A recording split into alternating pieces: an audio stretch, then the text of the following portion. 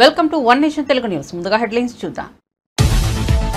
Communist దిగ్గజం సీతారాం ఏచూరి కన్నుమూత. కొంతకాలంగా శ్వాసకోశ ఇన్ఫెక్షన్లతో బాధపడుతున్న సీతారాం ఏచూరి ఎయిమ్స్ లో చికిత్స పొందుతూ మధ్యాహ్నం తుదిశ్వాస విడిచిన వైనం. వామపక్ష శ్రేణుల్లో విషాదం. కేంద్ర మంత్రి రామ్మోహన్ నాయుడుకి కీలక పదవి. ఆసియా పసిఫిక్ సభ్య దేశాల చైర్మన్ గా రామ్మోహన్ నాయుడు ఎన్నిక. ఢిల్లీలో జరుగుతున్న రెండో ఆసియా పసిఫిక్ మంత్రుల స్థాయి సదస్సు. రామ్మోహన్ నాయుడు పేరును సింగపూర్ ప్రతిపాదించగా బలపరిచిన భూటాన్. సిజేఐ చంద్రచూడ్ నివాసంలో గణపతి పూజకు హాజరైన ప్రధాని మోదీ. దేశవ్యాప్తంగా కొనసాగుతున్న గణేశ్ ఉత్సవాల సందడి. ఈ క్రమంలో సిజేఐ ఇంట గణపతి పూజలో పాల్గొన్న ప్రధాని మోదీ. తమ నివాసానికి విచ్చేసిన ప్రధాని మోదీకి సాదర స్వాగతం పలికిన సిజేఐ దంపతులు.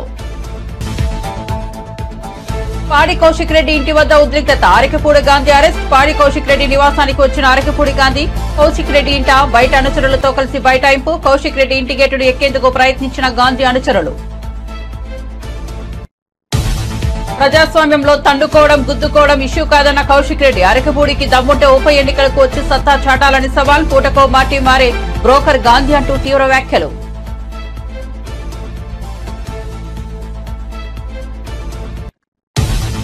రాహుల్ గాంధీ మాట్లాడే మాటలను సంఘ విద్రోహ శక్తులు సమర్థిస్తుంటాయన్న బీజేపీ నేత. ఉగ్రవాద సంస్థలకు రాహుల్ గాంధీకి ఏమైనా సంబంధాలు ఉన్నాయా అని నిలదీత.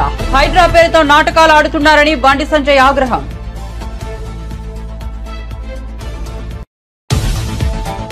ఏపీలో వరద విలయం. విరాళాలు ప్రకటించిన టాలీవుడ్ ప్రముఖులు. చెక్కులు అందించేందుకు ఏపీకి వచ్చిన బాలయ్య, సిద్ధు, జొన్నలగడ్డ, విశ్వక్సేన్.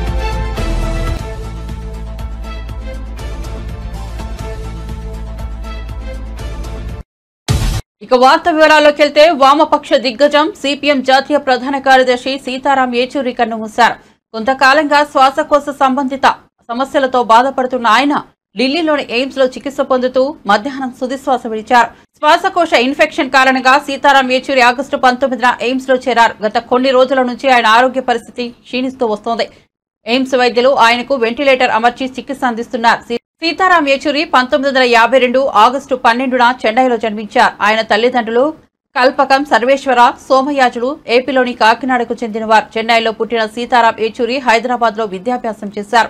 ఢిల్లీలోని సెయింట్ స్టీఫెన్ కాలేజీలో బీఏ ఎకనామిక్స్ చదివారు. ఎమ్మెల్యే కౌశిక్ రెడ్డి ఇంటిపై కాంగ్రెస్ శ్రేణులు దాడి చేయడం పట్ల టీపీసీసీ చీఫ్ మహేష్ కుమార్ గౌడ్ స్పందించారు. ఈ సందర్భంగా ఆయన ఢిల్లీలో మాట్లాడుతూ రాజకీయాల్లో విమర్శలు సద్విమర్శలు సర్వసాధారణమని అన్నారు. ముఖ్యంగా విమర్శలు చేసే సమయంలో భాష చాలా ముఖ్యమని పేర్కొన్నారు. దాడులు ప్రతిపాదనలను ఏ ఒక్కరూ సమర్థించరని అన్నారు. అయినా కౌశిక్ రెడ్డిపై దాడితో కాంగ్రెస్ పార్టీకి ఎలాంటి సంబంధం లేదని తెలిపారు. అరకపూడి గాంధీ టెక్నికల్ గా బీఆర్ఎస్ సభ్యుడేనని, నిబంధనల మేరకే ఆయన వీఎస్సీ చైర్మన్ అయ్యారని మహేష్ కుమార్ గౌడ్ స్పష్టం చేశారు. ఎలక్షన్లో చెప్పినారు మీ వాళ్ళ స్థానం ఏందని, 0 స్థానం ఇచ్చి మీ స్థానం ఇదని చెప్పినారు. ఇంకా తెలంగాణ రాష్ట్రంలో బీఆర్ఎస్ పార్టీ గతంలో టీఆర్ఎస్ పార్టీ మనుగడ సాగిస్తుందని నేను అనుకోవట్లేదు. డెఫినెట్గా నాయకుడు నమ్ముకున్న నాయకుడు సరైన మార్గం నడినప్పుడు ఆ వ్యక్తులు వేరే నాయకత్వం వైపు చూస్తారు. అందుకే మా వైపు వస్తూ ఉన్నారు. తెలంగాణ హైకోర్టు ఆదేశాలు కానీ ఆ తర్వాత స్పీకర్ తీసుకునేటువంటి చర్యల ఆధారంగా తెలంగాణలో ఉప ఎన్నికలు వస్తే మీ పార్టీ ఎదుర్కోవడానికి సిద్ధంగా ఉందా? ఉప ఎన్నికలు వస్తాయని నేను అనుకోవట్లేదు. నిజంగా కూడా వస్తే ఏ ఎన్నిక జరిగినా ఆ సీటు మా ఖాతాలోనే పడుతుంది. Thank you. మీ పార్టీలో చేరిన బీఆర్ఎస్ ఎమ్మెల్యేకు మీరు బీఎస్సీ ప్రెసిడెంట్ పోస్ట్ ఇచ్చారు, ఇది కరెక్టేనా? టెక్నికల్గా వారు ఉన్న పార్టీ ఏది? బీఆర్ఎస్ పార్టీలో ఉన్నాడు. బీఆర్ఎస్ పార్టీకి చెందినటువంటి వ్యక్తికే పిఎస్సీ ఇచ్చినారు, ప్రతిపక్షానికి ఇవ్వాలి కాబట్టి. సో టెక్నికల్గా అవన్నీ టెక్నికల్గా పరిస్థితి ఏ రకంగా సూచిస్తుందో ఆ రకంగానే చేయడం జరిగింది. Thank you. పిసిసి అధ్యక్షుడు అయిన తర్వాత మొదటిసారిగా పెద్ద ఆయన ఆశీర్వాదం తీసుకోవాలని మా ఏఐసిసి అఖిల భారత అధ్యక్షుడు మల్లికార్జున్ ఖర్గే గారిని కలిసి వారి ఆశీర్వాదం తీసుకోవడం జరిగింది. సుదీర్ఘమైనటువంటి రాజకీయ చరిత్ర, దాదాపు 60 ఏళ్ల పాటు రాజకీయాలు ఉండడం అనేది ఒక అరుదైనటువంటి విషయం. అలాంటి మహానాయకుడు వాళ్ళ ఏఎస్ అధ్యక్షుడిగా ఉన్నారు. ఆయన కలిసినప్పుడు మనస్ఫూర్తిగా ఆశీర్వాదం ఇవ్వడమే కాకుండా ఇదొక చక్కటి అవకాశం, అన్ని వర్గాల వారిని కలుపుకొని కాంగ్రెస్ పార్టీని బలోపేతం చేయడానికి శ్రమ పడాల్సిందిగా వారు సూచనలు ఇవ్వడం జరిగింది. వారి సూచన మేరకు రాష్ట్రంలో ఉన్నటువంటి కాంగ్రెస్ పార్టీ కార్యకర్త అట్టడుగున బూత్ స్థాయిలో ఉన్నటువంటి కార్యకర్త మొదలుకొని సీనియర్ నాయకులు అందరూ కూడా కలుపుకొని పార్టీని బలోపేతం చేయడం కాకుండా వచ్చే ఎన్నికల్లో ఇప్పుడు వచ్చిన సీట్ల కన్నా అత్యధిక సీట్లు గెలిచి మళ్ళీ రాష్ట్రంలో అధికారం రావడం, అదేవిధంగా ఈ దేశం మా భవిష్యత్తు అని ఎదురు చూస్తున్నటువంటి రాహుల్ గాంధీ గారిని దేశ ప్రధానిగా చేయడమే లక్ష్యంగా ముందుకెళ్తాం. ప్రముఖ రాజకీయవేత్త వామపక్ష యోధుడు సిపిఎం ప్రధాన కార్యదర్శి సీతారాం ఏచూరి మృతి పట్ల సిపిఐ జాతీయ కార్యదర్శి నారాయణ సంతాపం ప్రకటించారు. ఆయన మృతి వామపక్ష ఉద్యమానికి తీరని లోటని, చాలా బాధాకరమని నారాయణ అన్నారు. ఏచూరితో కలిసి అనేక జాతీయ అంతర్జాతీయ సమావేశాల్లో పాల్గొన్నట్టు నారాయణ తెలిపారు. ఈ మేరకు ఆయన వీడియో సందేశం విడుదల చేశారు. భాష తెలుగు, ఇంగ్లీషుతో పాటు దాదాపు 8 భాషల్లో ఆరితేనే ఉపన్యాసించేవాడు. విద్యార్థి దశించి వామపక్ష ఉద్యమానికి అంకితమై ఇక్కడ సిపిఎంలో క్రియాశీల పాత్ర వహించాడు. సిపిఎంలో ఉన్నటువంటి అనేక సైద్ధాంతిక పద్ధతుల్లో ఆయన నిష్ణాతుడు. యూపీఏ ప్రభుత్వం 1లో ఆయన ఒక సిద్ధాంతాన్ని, తన ప్రణాళికని తయారు చేసినటువంటి వ్యక్తి ఆయన. అంతేమన్నా అంతర్జాతీయ స్థాయిలో, జాతీయ స్థాయిలో కూడా వామపక్ష ఉద్యమానికి ఆయన పెరగలిగినవాడు. చాలా ప్రచారం అందరికీ బాగా తెలుసు. జాతీయ స్థాయిలో, అంతర్జాతీయ స్థాయిలో సమావేశాల్లో కూడా నేను ఆయనతో కలిసి పాల్గొనడం జరిగింది. ఒక సోవియట్ యూనియన్లో, వియత్నాంలో వాటిలో కూడా. ఇది ఒక విధంగా చెప్పాలంటే సిపిఎంకే కాకుండా వామపక్ష ఉద్యమానికి తీవ్రమైన లోటు. ఆయన మరణం అనేది చాలా తీవ్రమైన నష్టం సిపిఎంకు, అదే ప్రజాతంత్ర ఉద్యమానికి, లౌకిక వ్యవస్థకి చాలా నష్టం. అందుకు ఉన్నటువంటి మతోన్మాద పార్టీలు విజృంభిస్తున్న తరుణంలో ఈ సమయంలో సమర్థవంతంగా గళాన్ని వినిపించేటువంటి వ్యక్తిగా ఉన్నటువంటి సీతారాం ఏచూరి గారు అనేక ఉద్యమాల్లో పాల్గొన్నాడు. ఆయన పార్లమెంట్లో మా సోదరులపై చేశాడు, బయట ఉద్యమాలు సాగించాడు. ఒక నిష్ణాత్మైనటువంటి వామపక్ష ఉద్యమ ప్రతినిధి చనిపోవడం అనేది చాలా బాధాకరం. వారి లేని లోటు తీర్చడం సాధ్యం కాదు. వారి నిమరణం పట్ల భారత కమ్యూనిస్ట్ పార్టీ తరఫున ప్రగాఢ సంతాపం తెలియజేస్తున్నాను. సిపిఎం సభ్యులకి, వామపక్ష ఉద్యమకారులకి నా సంతాపం తెలియజేస్తా ఉన్నాను. ఎమ్మెల్యేలు అరకపూడి గాంధీ, కౌశిక్ రెడ్డి మధ్య సవాళ్లు ప్రతిసవాళ్లతో తెలంగాణలో రాజకీయ వేడి నెలకొంది. కొండాపూర్లోని కౌశిక్ రెడ్డి ఇంటికి పెద్ద ఎత్తున తన అనుచరులతో కలిసి అరకపూడి గాంధీ వెళ్లారు.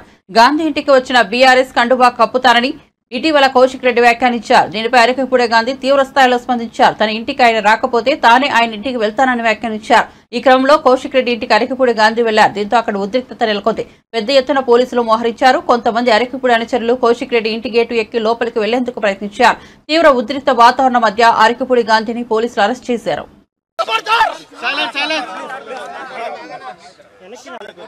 మా శ్రేయోభిలాషి కేసీఆర్ గారు వీడి దొంగని గమనించలేక, ఈ దొంగని గమనించలేక, కోవట్టని తెలుసుకోలేక పార్టీ నాశనం చేస్తున్నటువంటి సందర్భాన్ని గుర్తించలేక వీడు పనికొస్తాడు, అప్పుడప్పుడు 4 విషయాలు చెప్తున్నాడు కదా అని పార్టీలో స్థానం ఇచ్చారు. పార్టీలో స్థానం ఇచ్చినప్పటి నుంచి వీడి వ్యవహార శైలి మీ అందరికీ కూడా తెలుసు. గతంలో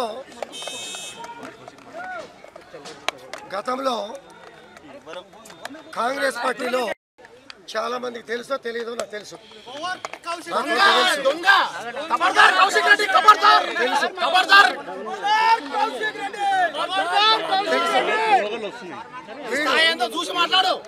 కాంగ్రెస్ పార్టీలో జరుగుతున్నటువంటి విషయాలు వీడు బాత్రూంలోకి వెళ్ళి ఇతర పార్టీలకు చెప్పే కోవట్టు వీడు. ఈ కోవట్టుని కేసీఆర్ గారు మా పార్టీలో తీసుకొని ఈ కోవట్ల మూలంగా పార్టీ నాశనమైనటువంటి సందర్భం కళ్ళారా చూసి ఇవాళ ప్రతిపక్షంలో కూర్చోవలసిన కర్మ పట్టింది. ఇటువంటి పరిస్థితుల్లో మా సహచర శాసనసభ్యులు ఉండగా సీనియర్ శాసనసభ్యులు ఉండగా 30 సంవత్సరాలుగా శాసనసభ్యులుగా క్రమశిక్షణగా ఈ గోవటిగాడు ఈ దొంగ మా మీద ప్రాంతీయ విభేదాలు కూడా నా కొడుకు ఎమ్మెల్యే అయ్యి సంవత్సరం కాలే నేను ఈ శేర్లింగపల్లి కాన్స్టిట్యూన్సీ ప్రజలను 3 సార్లు ఆశీర్వదించాను. వీడు నన్ను బతకడానికి వచ్చావు. నువ్వు కరీంనగర్ నుంచి హైదరాబాద్ దేనికి వచ్చారా? ఈ విల్లాస్లో దేనికి ఉంటున్నావురా? బతకడానికి వచ్చావా? శాసనసభ్యుడు కాకముందు వచ్చావా? 29 రాష్ట్రాల ప్రజానికం ఇక్కడ ఉండగా 3 సార్లు శాసనసభ్యులు అయిన వాడిని ప్రజల్ని విభేదాలు సృష్టించి విచ్చలు సృష్టించి ప్రజల మధ్యలో చిచ్చు పెట్టే ఈ లంగా ఈ కోవట్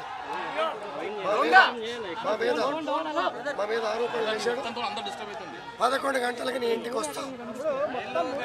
రే నీకు దమ్ముంటే 11 గంటలు నువ్వు రాకపోతే 12 గంటలకి నీ ఇంటికి వస్తావు. నా కొడుక ఎదురుపడు నీ కాలనీకి వచ్చా, నీ ఇంటికి వచ్చా. నా ఇంటికాడ పోలీసులు పెట్టుకోలే వద్దని కూడా చెప్పా. నీ ఇంటికాడ 50 మంది పోలీసులు పెట్టుకొని తన ఇంటి వద్దకు వచ్చి అరకపూడి గాంధీ వచ్చి ఆందోళన చేపట్టడాన్ని బీఆర్ఎస్ ఎమ్మెల్యే పాడి కౌశిక్ రెడ్డి ఖండించారు. రాష్ట్రంలో ఒక ఎమ్మెల్యేకే రక్షణ లేదని విమర్శించారు. సామాన్య ప్రజలకు ప్రభుత్వం రక్షణ ఎలా ఇస్తుందని ప్రశ్నించారు. హత్య చేయడానికి నా ఇంటి ముందుకు వచ్చారు. శుక్రవారం ఉదయం 11 గంటలకు బీఆర్ఎస్ పార్టీ తడాఖా చూపిస్తా. గురువారం అరకపూడి గాంధీ చేసిన చర్యకు శుక్రవారం ప్రతిచర్య ఉంటుందని కౌశిక్ రెడ్డి అన్నారు. నా మీద హత్య చేసే ప్రయత్నం చేశారు, కానీ వాళ్ళతో భయపడేది ఏం లేదు. కౌశిక్ రెడ్డి సింహం సింగిల్గానే నిల్చుంటాడని చెప్పిండు. సింహం సింగిల్గానే నిల్చున్నాడు. నా ఎంటిక కూడా వాళ్ళు పీకలేకపోయిండు. ఖచ్చితంగా రేపు దీనికి ప్రతిచర్య డెఫినెట్గా ఉంటుంది. Thank you very much. చూస్తారు కదా ఇప్పుడు లైవ్గా మీడియా సాక్షిగా మీరు అందరు కూడా కెమెరాలు పెట్టిర్రు. మీ అందరు సాక్షిగానే నేను బయట పెట్టిన సిపి గారికి ఫోన్ చేసిన. ఎవరో ఒక్కరన్నా పోలీసు వాళ్ళు పట్టించుకున్నారా? ఒక్కరన్నా వచ్చిండ్రా? పట్టించుకుర్రా? గంట వరకు వాళ్ళు నన్ను హత్య చేసుకోర్రి, ఎమ్మెల్యేని హత్య చేసుకోండి అని ఇచ్చిపెట్టి ఇది వీళ్ళు చేసిన పని. కానీ మేము 10 సంవత్సరాలు కేసీఆర్ గారి పాలనలో మేము ఇట్లా చేయదలుచుకుంటే ఒక్క కాంగ్రెస్ ఉన్న మిగిలేటోడా? నంబర్ 1. కానీ అయినా కూడా పర్వాలేదు. కౌశిక్ రెడ్డి అలా సింగిల్గా ఉంటా అన్నాడు. ధైర్యంగా సింగిల్గానే బయట నిల్చొనే ఉన్నాను. 101% ఐఎమ్ టెలింగ్ యూ. రేపు ప్రతిచర్య ఖచ్చితంగా ఉంటుంది. రేపు గాంధీకి నేను ఏందో సినిమా చూపిస్తా. నీకే అంత తీటుంటే నాకెంత తీటు ఉంటుంది అనేది నేను రేపు చూపిస్తా. రేపు చేసుకుందాం. రేపు మేము వస్తామని చెప్పినాం. మీ ఇంటికి బరికి వస్తారు. రేపు చూస్తారు మీరు ప్రతిచర్య ఎట్లుంటుందో. రేపు అరే బతుకొచ్చి నేను నికార్సైన తెలంగాణ బిడ్డని. నేను హైదరాబాద్ గడ్డ మీద పుట్టినోని, తెలంగాణ బిడ్డని. నీలక్క కృష్ణా జిల్లాల నుంచి ఇడికి బతకనికే నేను రాలేదు. నువ్వు మా దగ్గరికి బతకనికి వచ్చినావు బిడ్డ. నిన్ను ఉరికియకపోతే అదే గాంధీ గుర్తుపెట్టుకో, నిన్ను నేను ఉరికియకపోతే నా పేరు కౌశిక్ రెడ్డి కాదు. నువ్వు వెయిట్ అండ్ వాచ్. నిన్ను ఖచ్చితంగా ఉరికిస్తా. రాసి పెట్టుకోను. Just wait and watch. ఎట్లుంటుందో సినిమా అనేది చూపిస్తా. ఇలా వాళ్ళు చేసిన దాడి ఒక్కసారి మీకు మీడియా ద్వారా యావత్ తెలంగాణ ప్రజలకు చూపిస్తా. ఒక్క నిమిషం మా కార్యకర్తల మీద చేసిన మా దాడి మళ్ళీ చూడండి. మహిళలను చూడకుండా కూడా మహిళల మీద కూడా చేయలేసిరు. ఒక్కసారి చూడండి. ఇది పెద్ద మనిషి ఉంటాడు, మా నాన్నగారు ఉంటారు. ఒక్కసారి ఈ రూమ్ మీద దాడి చూడండి ఏ విధంగా పగలగొట్టిరో. మొత్తం రౌడీ షీటర్ అని వేసుకొని వచ్చిండు. ఖచ్చితంగా దీనికి ప్రతిచర్య ఖచ్చితంగా ఉంటుంది. అలా డౌట్ ఏం లేదు. సరే రేపు చూపిస్తాం మేమేందో. Tomorrow will show you. Thank you very much. లైవ్గా సిపి గారికి మీ సాక్షిగానే మాట్లాడినా ఏం రెస్పాండ్ కాలేదు. It was very very very bad on their part. అసలు లా అండ్ ఆర్డర్ ఉన్నదా లేదా? ఇవాళ మీరు ఈ విధంగా చేస్తే ఇంకా కౌశిక్ రెడ్డిని మీరు ఇట్లా దాడులు చేసి భయపట్టించుకుంటారు అనుకుంటే ఇది మీ చేతగానితనం. ఖచ్చితంగా మేము గట్టిగా ఉంటాం. ఇంకా గట్టిగా తిరుగుతాం. ఇంకా గట్టిగా మాట్లాడతాం. గాంధీ గారి మీద ఖచ్చితంగా ప్రత్యేక చర్య ఉంటది, మీరు రాసి పెట్టుకోండి. బాలయ్యతో కలిసి విజయవాడకు విశ్వక్సేన్, సిద్ధు జొన్నలగడ్డ, కృష్ణ, సినీ నటుడు ఎమ్మెల్యే నందమూరి బాలకృష్ణతో కలిసి టాలీవుడ్ నటులు సిద్ధు జొన్నలగడ్డ, విశ్వక్సేన్ విజయవాడ అంతర్జాతీయ విమానాశ్రయం చేరుకున్నారు. హైదరాబాద్ నుంచి విమానాశ్రయం చేరుకున్న వారికి పలువురు అభిమానులు స్వాగతం పలికారు. సీఎం చంద్రబాబును కలిసి విజయవాడ వరద బాధితుల సహాయార్థం చెక్కు వారు విజయవాడ వచ్చారు.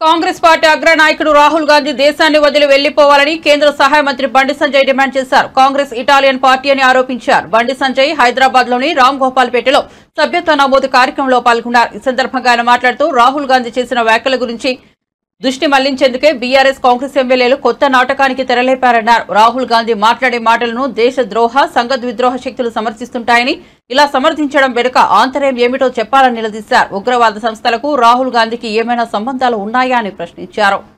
ఇంత తక్కువ మెజార్టీ ఎందుకు వస్తుంది మాకు పోయినసారి కంటే? ఇంగిత జ్ఞానం లేని మాటలు.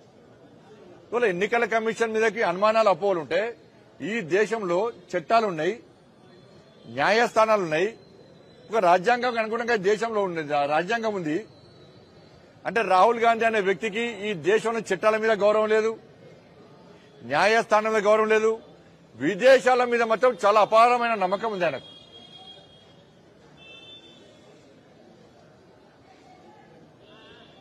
ఇవాళ సర్దార్జీలు సిక్కు సమాజం తలపాగా పెట్టుకునేటువంటి స్వేచ్ఛ లేదట, కడం పెట్టుకునే స్వేచ్ఛ లేదట.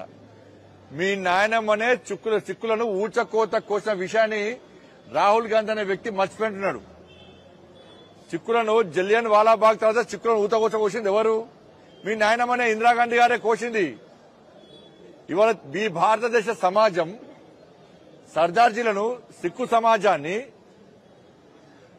ఒక సర్దార్ భగత్ సింగ్ గా, ఛత్రపతి శివాజీ మహారాజుగా, ధర్మ రక్షకుడిగా ఈ భారతదేశ సమాజం భావిస్తారు. ఇవాళ ఆ గౌరవం ఇక ఈ దేశంలో ఉంది.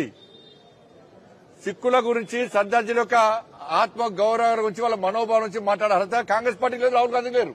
మీ కుటుంబమే ఊచకొత్త కోసిరు. ఇవాళ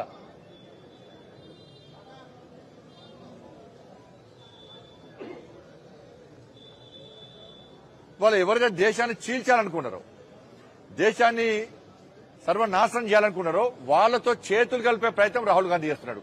ఇవాళ మీరు చూడండి, మాకు ప్రత్యేక దేశం కావాలని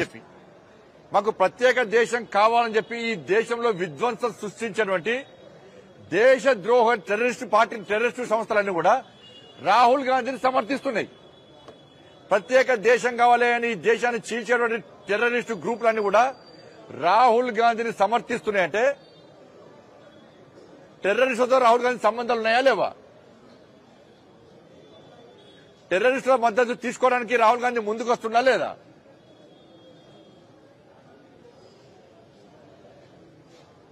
గింత ద్రోహమా?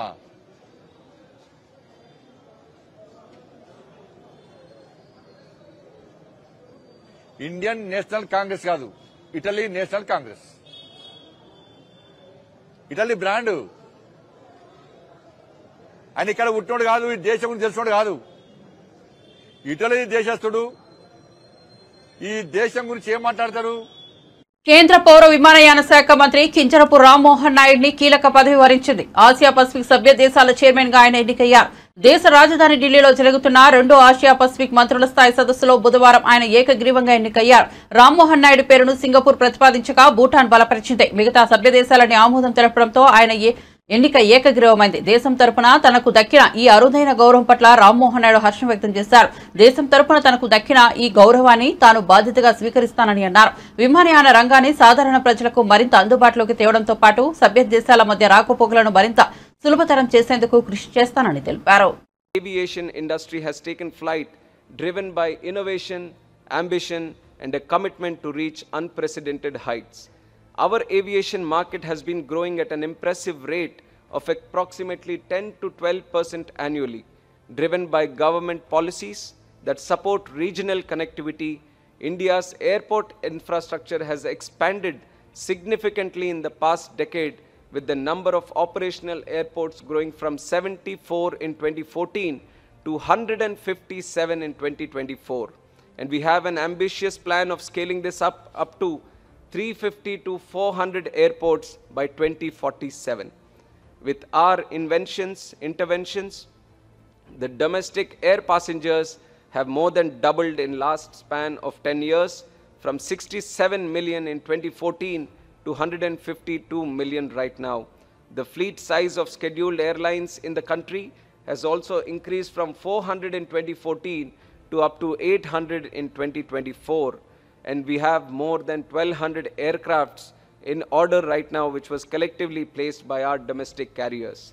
Today, India stands as the third largest domestic aviation market and one of the fastest growing markets globally.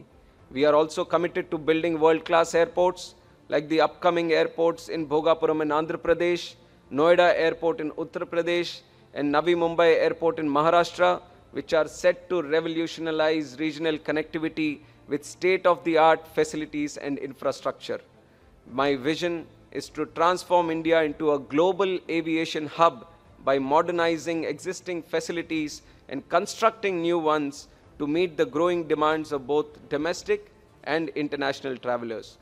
Also utilizing this platform, I would like to emphasize that India's commitment towards air connectivity is not only limited to our airspace only.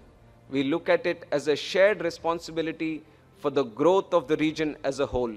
With that perspective, I would highlight some of the impactful advancements that India has made in strengthening domestic aviation, which can be adopted for the greater region. The Government of India in last 10 years has worked diligently to make flying accessible to all its citizens. We are guided by the vision of ease of flying. వరద బాధితులకు అన్ని విధాల అండగా నిలుస్తున్న ప్రభుత్వంపై వైఎస్ఆర్సీపీ అధినేత జగన్ విమర్శలు చేయడాన్ని MLA Ganta Srinivasarao తీవ్రంగా తప్పుబట్టారు. వైఎస్ఆర్సీపీని 151 సీట్ల నుంచి 11 సీట్లకు పరిమితం చేయడంతో ప్రజలపై జగన్ కక్ష కట్టి తప్పుడు ఆరోపణలు చేస్తున్నారని దుయ్యబట్టారు. వైఎస్ఆర్సీపీ మునిగిపోతున్న పడవ అన్న గంటా శ్రీనివాసరావు కూటమి పార్టీల గేట్లు ఎత్తితే జగన్ తప్ప వైఎస్ఆర్సీపీలో ఎవరూ ఉండరని అన్నారు.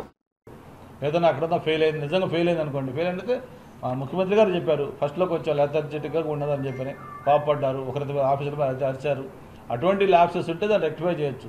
బట్ చివరికి ఇది వరదలు ఆయన సృష్టించాడు, వర్షం ఈయనే కురిపించాడు, ఫ్లడ్స్ ఈయనే తెప్పించాడు, చివరి ఆయన ఇంటిని కాపాడుకోవడానికి వరదలు విజయవాడకు వదిలేశారంటే ఇటువంటి బాధ్యతారహత్యంగా ఉండే వ్యక్తుల్ని ఏ విధంగా చేయాలి? అసలు దానికి ఏదన్నా ఇటువంటి పొలిటికల్ పార్టీస్ మీద కొన్ని బ్యాన్ లాంటివి పెట్టాల్సిన అవసరం కూడా ఉందని నా ఉద్దేశం.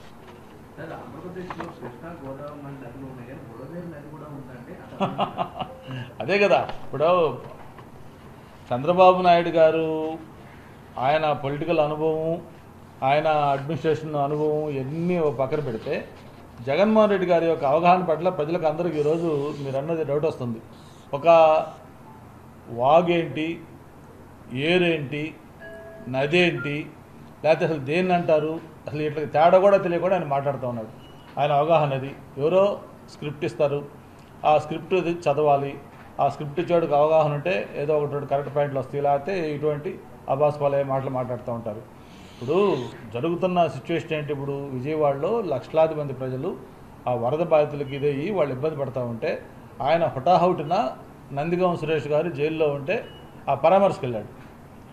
ఆయన కన్సర్న్ ఏంటి అర్థమవుతా ఉంది. ఈరోజు జగన్మోహన్ రెడ్డి గారు ఇప్పటికైనా ఒక ప్రజానాయకుడు అయితే ప్రజల కష్టాల్లో ఉంటే ఆ ప్రజలకు ఒకరోజు ఏదో మొక్కుబడితంతగా వచ్చాడు, మాట్లాడాడు, వాళ్ళతో కాసేపు అయ్యి చెప్పాడు.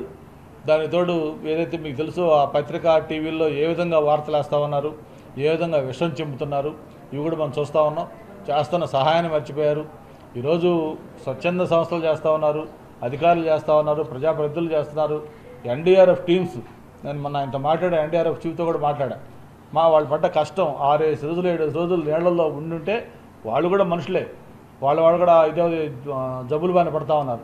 అయినా సరే వాళ్ళు ప్రాణాలు తెగించి వాళ్ళు కష్టపడతా ఉంటే ఇట్లా మొత్తం వ్యవస్థ కూడా మోటివేట్ అయ్యి అక్కడ సర్వీస్ చేస్తూ ఉంటే వాళ్ళే విమర్శలు చేస్తూ ఉంటే దాన్ని వాళ్ళు ఇంకొంచెం డీమర్లో చేయడం తప్ప ఇంకోటి కాదు.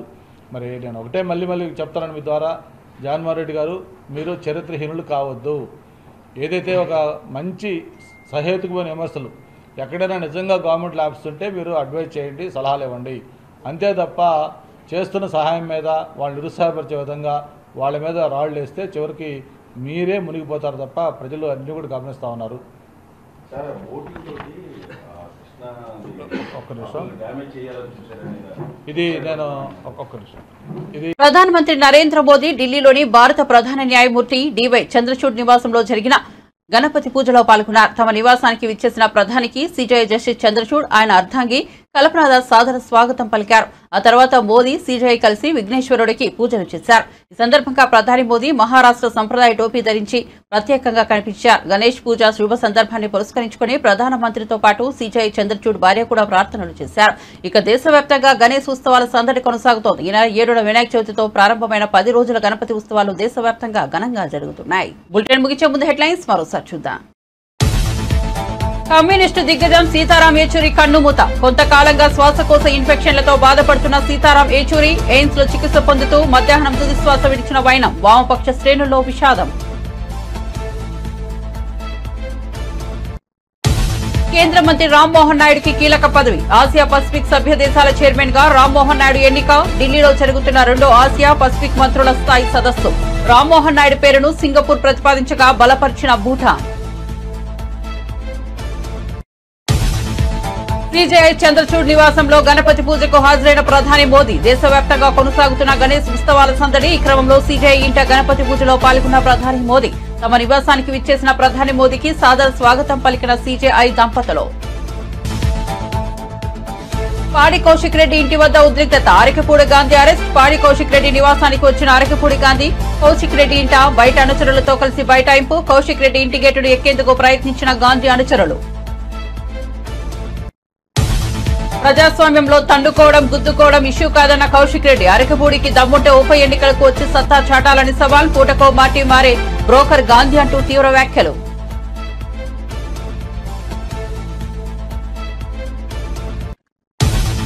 రాహుల్ గాంధీ మాట్లాడే మాటలను సంఘ విద్రోహ శక్తులు సమర్థిస్తుంటాయన్న బీజేపీ నేత. ఉగ్రవాద సంస్థలకు రాహుల్ గాంధీకి ఏమైనా సంబంధాలు ఉన్నాయని నిలదీత.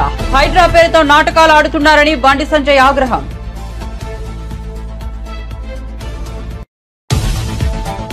ఏపీలో వరద విలయం. విరాళాలు ప్రకటించిన టాలీవుడ్ ప్రముఖులు. చెక్కులు అందించేందుకు ఏపీకి వచ్చిన బాలయ్య, సిద్ధు, జొన్నలగడ్డ, విశ్వక్సేన్.